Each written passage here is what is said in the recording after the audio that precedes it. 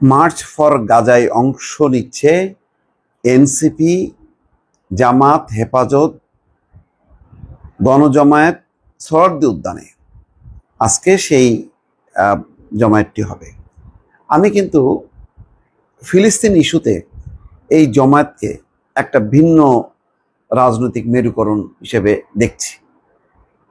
এমনকি বিএনপি যেই প্রোগ্রামটা করেছে, বিশাল যেই গণজমায়েত এবং মিছিল যেটা বৃহস্পতিবার হয়েছে, সেটাও কিন্তু তাদের যে বিশাল জনসমর্থন এবং সাংগঠনিক শক্তি, সেটার একটা প্রদর্শন হয়েছে এমন একটা সময় যখন বিএনপি প্রতিনিয়ত বলছে যে দ্রুত নির্বাচন চাই।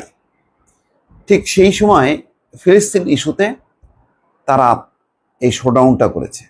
এই শোডাউনটা শুধু যদি আমরা মনে করি যে ফিলিস্তিন ইস্যুতে, না দর্শক, কেননা ফিলিস্তিন ইস্যু তো আছে, সবচেয়ে তাদের যেটা মূল ইস্যু সেটা হচ্ছে দ্রুত নির্বাচন। আর বাকিরা কি চিন্তা করছে, যেমন সোহরাওয়ার্দী উদ্যানে যে গণজামায়াত, এনসিপি, জামাত, হেফাজত।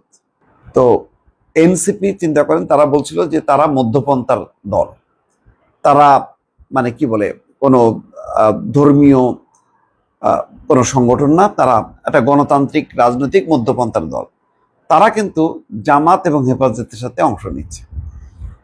আগে যে জোটটা ছিল যে জামাত, হেফাজত, ইসলামী শাসনতন্ত্র আন্দোলন, অর্থাৎ একটা ইসলামী রাজনৈতিক আন্দোলনগুলোর একটা মোর্চা, এখন কিন্তু এনসিপি ঢুকে গেল। দর্শক খেয়াল করেন, এনসিপি কেন ঢুকলো? এনসিপি ইতিমধ্যে বুঝতে পারছে তাদের যে সাংগঠনিক শক্তি, সামর্থ্য, জনসমর্থন, এটা খুব যথেষ্ট না। অর্থাৎ বিএনপির কাছাকাছি না, বিএনপির অর্ধেকও না, আরো অনেক পেছনে।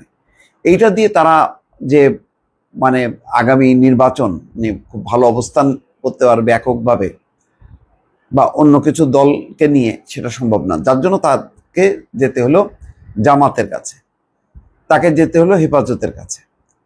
তো সুতরাং অবশ্যই মার্চ ফর গাজা ইস্যুটা ফিলিস্তিন, কিন্তু এর আড়ালে একটা রাজনৈতিক মেরুকরণ, যে মেরুকরণটা স্পষ্ট হচ্ছে আগামী নির্বাচনকে ঘিরে। ধারণা করা হচ্ছে যে ডক্টর ইউনূস দেরি করবেন না, যেহেতু বুধবার বিএনপির প্রতিনিধি দল যাবেন এবং তারা বলবেন যে আপনার প্রথম যে লাইনটা ডিসেম্বর, আপনি ডিসেম্বরে ফিক্সড করেন। ইতিমধ্যে 8 মাস পার হয়ে গেছে, আর দেরি করা ঠিক হবে না। তো ইউনূস সাহেব প্রধান একটা রাজনৈতিক দল, যেখানে তিনি নিজেও বলেছেন ডিসেম্বর, তিনি কি বলবেন যে না আমি আরো সংস্কার করবো, এই সেই ক্ষমতায় থাকবো? এটা তো বলবেন না। তিনি বলবেন আচ্ছা ঠিক আছে, আমি রাজি, আমি অন্যান্য রাজনৈতিক দলের সঙ্গে কথা বলছি। এখন অন্যান্য রাজনৈতিক দল যদি পিছু টান দেয়, তখন তাদের একটা দুর্বলতা প্রকাশ পাবে। ফলে এবং সরকারও বলবেন যে যেহেতু প্রধান রাজনৈতিক দল চেয়েছে, সুতরাং আমাকে নির্বাচনে যাইতে হবে। এই সম্ভাবনাটা হয়তো তারা বলার চেষ্টা করে যে না, নির্বাচন করা ঠিক না, এটা নিয়ে একটা হয়তো টানাপোড়েন চলবে।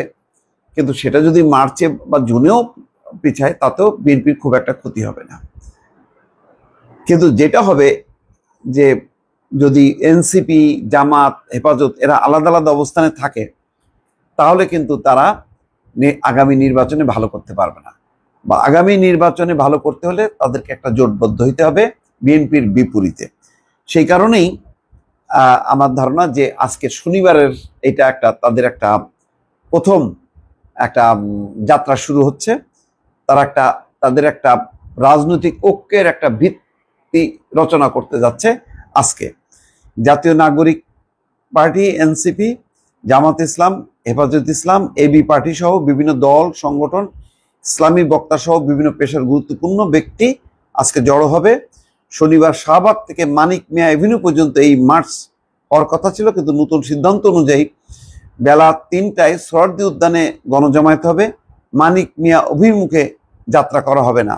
এদিকে গাজায় গণহত্যা বন্ধ এবং স্বাধীন ফিলিস্তিন রাষ্ট্র প্রতিষ্ঠার দাবিতে শুক্রবার রাজধানীতে বিক্ষোভ অনুষ্ঠিত হয়। জুমার নামাজের পর বায়তুল মোকাররমের উত্তর গেটে বিক্ষোভ হয়। আজকের যেটা বলা হচ্ছে যে মিছিল হবে না, আয়োজকদের পক্ষ থেকে বলা হচ্ছে ফিলিস্তিনিদের পক্ষে ঢাকায় এটি হবে সবচেয়ে বড় জমায়েত, তারা দলমত নির্বিশেষে সবাইকে এই কর্মসূচিতে অংশ নেওয়ার আহ্বান জানাচ্ছেন। জাতীয় বায়তুল মোকাররমের খতিব মোহাম্মদ আব্দুল মালিক এই জমায়েতে সভাপতিত্ব করবেন বলে আয়োজকরা জানিয়েছেন।